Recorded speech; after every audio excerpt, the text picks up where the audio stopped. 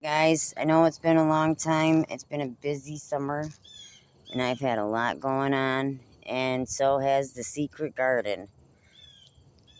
Um, all of these have bloomed. It's late in the season now. It's fall, but the weather is convincing some of the plants that it's spring. So some are trying to do things again. See, there's the little tiniest balloon there on these balloon plants. All those are balloon plants. The pinks are in the middle. Those ones I moved from the front, and that one's a new one. Oh, it's got a big balloon. That might open up. And this is new. Yep, I moved most of these from other parts of the yard to back here. And yes, those are my zinners. I wanted to make sure that I knew exactly where they were and that nothing happened to them, so they would grow back. The bottom of that pot or basket is actually gone. The basket's shit, but it gives me a marker of where the zinners are.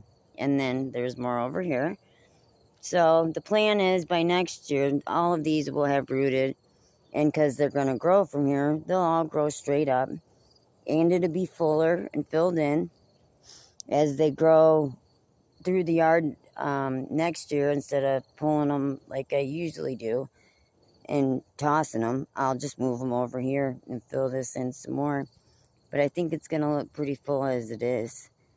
I might only leave a walkway, but the plan is to build it out and have different tall flowers because we really want to attract them hummingbirds, and they love these. So I was thinking I might even move these next year and put these all the way down, except for where there's other plants. It takes them forever to open up, so having the plants in front of them will be nice until they are ready to open up. Now these, I like, they need to be moved, but the roots are so intertwined now down here that I can't divide them. I could, but I would probably severely damage the roots. This one is so huge that I'd like to move it over there with the rest of its family, but I actually love to look at that one from the couch because it's straight through that door. And when they're all blooming and standing up, they look so pretty. And these are all the zinners that just grew on their own. These are just parts that broke off of my big zinna plant, and I tried to save them. It looks like it worked because I got some new growth. Next year, they'll definitely grow back. These never did anything, but I think it's some kind of lily. I might bring it in the winter. Those white ones just kind of growing every year. I can pull them or leave them, but when I didn't have a lot of stuff, it was nice to have stuff like that. See, those are pretty much done. They got a little bit of new growth, but like these ones are very dainty and very, you gotta baby them. And if it gets too hot or they get too much sun, they just die. So, when those were full, they were giving it shade. But it's still not flowering.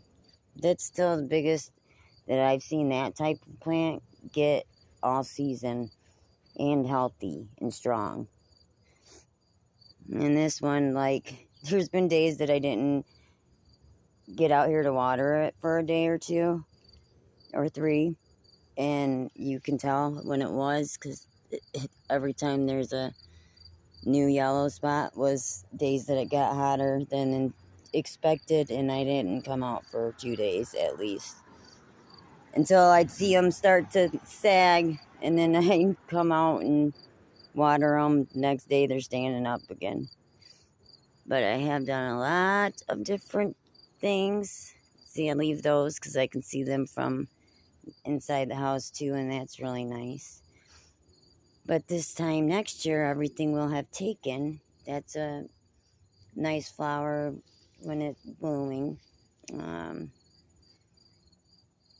That's actually one of my monstera plants I just divided.